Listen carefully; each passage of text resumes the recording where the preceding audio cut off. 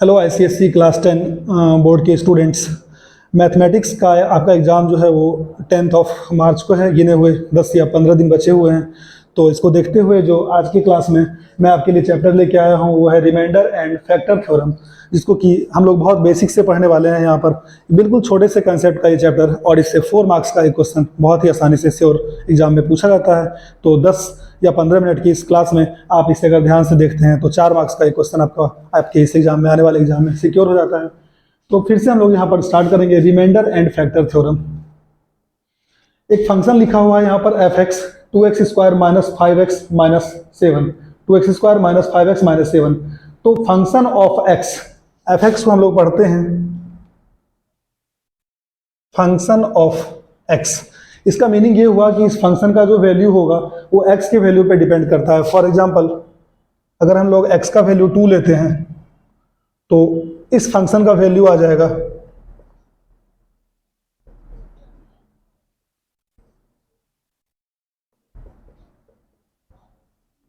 -9। अगर हम लोग x का वैल्यू 3 ले लेते हैं तो यहां पर हो जाएगा ये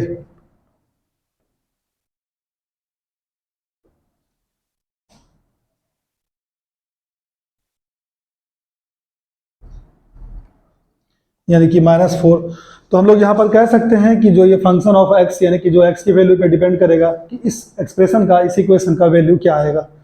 तो remainder and factor theorem, division आप लोग क्लास 1 से ही करते आए हैं कि 17 है। अगर इसमें हम लोग 4 से डिवाइड करते हैं तो 4 को हम लोग डिवीजर कहते हैं, 17 को हम लोग डिविडेंड कहते हैं।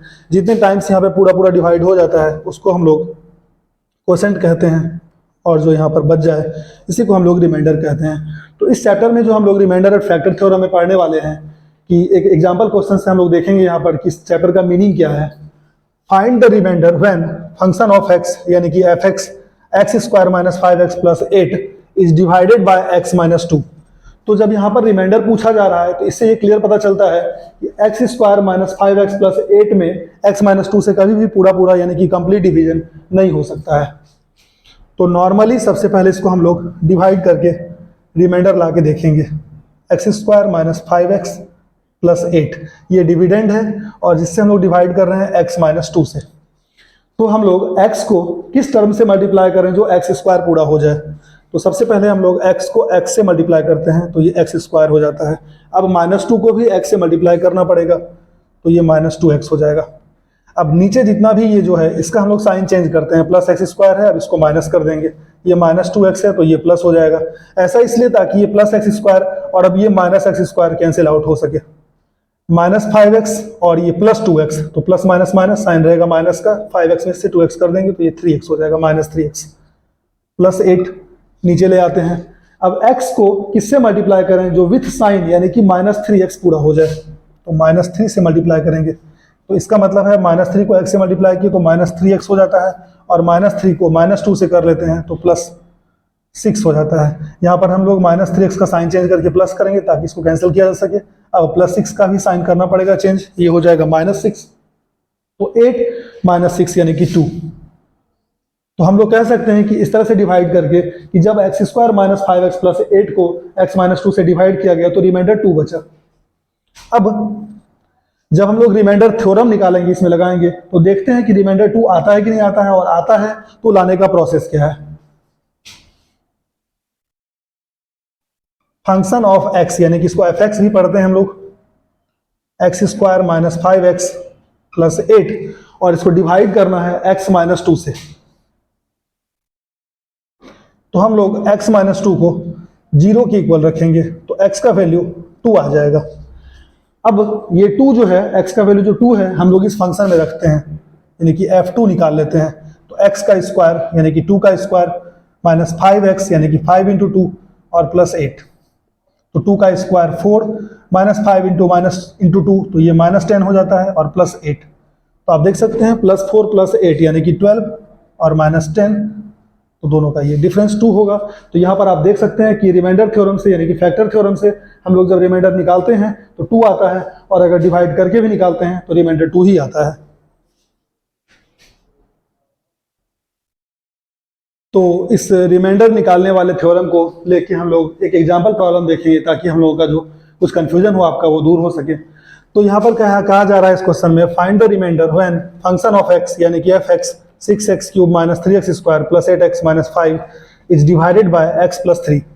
तो यहाँ पर जो फंक्शन ऑफ x दिया गया है यानी कि एफ एक्स वो है 6x³ - 3x² + 8x - 5 और जो डिवीजर है इसका यानी कि जिससे डिवाइड किया जाना है वो है x + 3।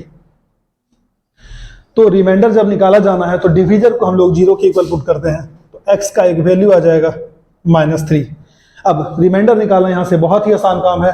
जो फंक्शन ऑफ x दिया गया है वहाँ पर हम लोग x की जगह -3 रख लेंगे तो हम लोगों को यहाँ पर रिमाइंडर मिल जाएगा। क्योंकि रिमाइंडर निकालने के लिए हम लोग बार बार डिवीजन नहीं करेंगे क्योंकि वो एक अलग प्रोसेस है, रिमाइंडर थ्योरम नहीं है वो। रिमाइंडर थ्योरम ये कहता है कि अगर आप फंक्शन ऑफ x में जो x + 3 को 0 के इक्वल रख के यानी कि -3 का वैल्यू रखते हैं तो जो भी नंबर आ जाता है वो उसका रिमाइंडर हो जाएगा। तो 6x³ यानी कि 6 × -3 का क्यूब -3 × x² यानी कि -3 का स्क्वायर प्लस 8x 8 × x का वैल्यू यानी कि -3 और -5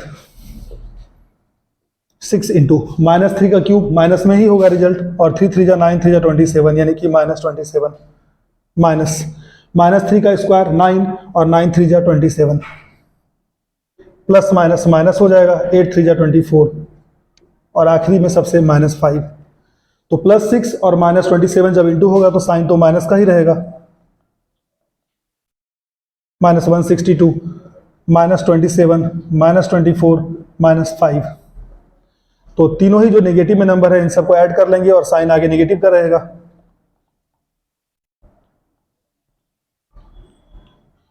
-213 और -5 सब नेगेटिव में है। फिर इसको हम लोग माइनस माइनस प्लस साइन रहेगा माइनस का ऐड कर लेंगे तो 218। तो इस तरह से हम लोग कह सकते हैं कि डिविडेंड ये है और डिवीजर ये है। जब डिविडेंड में डिवीजर से हम लोग डिवाइड करेंगे तो रिमाइंडर थ्योरम को यूज करते हुए तो निश्चित रूप से जो रिमाइंडर आएगा वो ये आएगा। आप इसको चेक करना चाहें तो फिर 6x³ - 3x² + 8x - 5 में x + 3 से डिवाइड करके भी आप इसको चेक कर सकते हैं। आपका रिमाइंडर -218 ही आएगा। सेम कंसेप्ट पे हम लोग एक और एग्जांपल प्रॉब्लम देखेंगे। Prove that the polynomial x³ - 3x² + 4x - 12 is divisible by x - 3। तो सपोज इसके कंसेप्ट को पहले हम लोग समझेंगे कि 10 में अगर हम लोग 2 से डिवाइड करते हैं तो 2 × 5 = 10। तो यहां पर भी कह रहा है कि जब इस पॉलिनोमियल को हम लोग x - 3 से डिवाइड करते हैं तो ये पूरा पूरा डिवाइड हो जाता है। तो पूरा पूरा डिवाइड होने का मतलब है कि रिमाइंडर कुछ भी नहीं आए यानी कि 0 आए। तो हम लोग रिमाइंडर लाते कैसे हैं? तो रिमाइंडर थ्योरम से। तो जिसके लिए हम लोग लिखेंगे लेट, क्योंकि यहाँ पर फंक्शन ऑफ x नहीं लिखा गया और पूरे ही एक्सप्रेशन में जो वेरिएबल है वो x है, हमेशा एक वेरिएबल होगा। तो इसको हम लोग फंक्शन ऑफ x यानी कि f(x) मान लेंगे। x³ - 3x² + 4x - 12 और डिवीजर x - 3 है, उसको हम लोग हमेशा से 0 के इक्वल रखते आए हैं तो x का वैल्यू 3 हो जाएगा। अब अगर फंक्शन ऑफ x यानी कि फंक्शन ऑफ 3 x के बदले 3 रखेंगे तो अगर रिमाइंडर 0 आ गया तो हम लोग लिख सकते हैं कि x³ - 3x² + 4x - 12 वो x - 3 से डिविजिबल है। अगर 0 नहीं आया यानी कि रिमाइंडर बच जा रहा है, इसका मतलब है कि वो डिविजिबल नहीं है। तो यहाँ पर नाउ f(x) नहीं बल्कि हम लोग f3 निकालने वाले हैं। यहाँ पर फंक्शन ऑफ यानी कि फंक्शन ऑफ x में x के बदले 3 रखेंगे तो x³ है यानी कि 3 का क्यूब -3x² है यानी कि 3 × 3 का स्क्वायर प्लस 4x है यानी कि 4 × 3 और -12। तो 3 का क्यूब 27 होता है माइनस 3 × 3 का स्क्वायर 3 का स्क्वायर 9 9 3 = 27 प्लस 4 3 = 12 और ये -12 प्लस 27 -27 कैंसिल प्लस 12 - 12 कैंसिल। तो हम लोग देख सकते हैं कि यहाँ पर रिमाइंडर 0 आ रहा है। तो रिमाइंडर 0 आने का मीनिंग ही होता है कि अगर आप डिवीजर से डिवाइड कर रहे हैं डिविडेंड में तो कोई रिमाइंडर नहीं आएगा यानी कि पूरा पूरा डिवाइड हो जा रहा है। तो यही यहाँ पर प्रूफ करना था कि पॉलिनोमियल जो है जो भी दिया हुआ x³ - 3x² + 4x - 12 वो डिविजिबल है x - 3 से।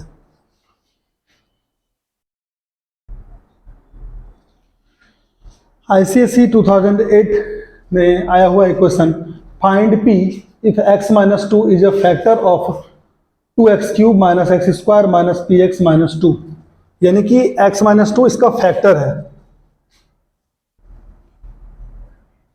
तो let function of fx is equal to 2x³ minus X square minus px minus 2। x minus 2 इसका फैक्टर है, यानी कि जब हम लोग x माइनस 2 को 0 के इक्वल रखेंगे, x का वैल्यू 2 ले लेंगे, तो जब भी हम लोग इस फंक्शन में x के बदले 2 रखेंगे तो रिमाइंडर 0 आएगा, क्योंकि अगर हम लोग कहें कि 16 का फैक्टर है 8, इसका मतलब है कि 16 में अगर 8 से डिवाइड करें तो रिमाइंडर 0 आना चाहिए। तो यहाँ पर जब हम लोग x का वैल्यू 2 रखेंगे इस फंक्शन में, यानी कि f2 जब निकालेंगे तो उसको हम लोग कह सकते हैं कि 0 के बराबर होगा, क्योंकि ये दिया गया था कि x माइनस 2 उसका फैक्टर है, क्वेश्चन में पहले से कहा गया था। तो f2 हम लोग कैसे कैलकुलेट करेंगे, 2x³ यानी कि 2 इंटू 2 का क्यूब माइनस एक्स स्क्वायर यानी 2 का स्क्वायर माइनस px यानी कि 2 इंटू p और माइनस 2, ये 0 की इक्वल रखेंगे क्योंकि x माइनस 2 फैक्टर है फंक्शन का। तो 2 इंटू 2 का क्यूब यानी कि 8 माइनस 2 का स्क्वायर यानी कि 4 minus 2p minus 2 is equal to 0। 8 2 जा 16 minus 4 minus 2p minus 2 is equal to 0। Minus 2p को ही हम लोग राइट हैंड साइड कर देंगे तो प्लस 2p हो जाएगा, और 16 माइनस 4 यानी कि 12, 12 माइनस 2 यानी कि 10।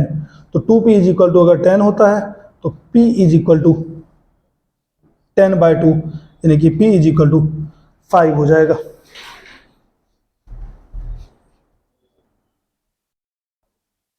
तो इस क्लास का एक आखिरी क्वेश्चन हम लोग देखेंगे। Using remainder theorem factorise the expression 2x³ plus X square minus 2x minus 1 completely.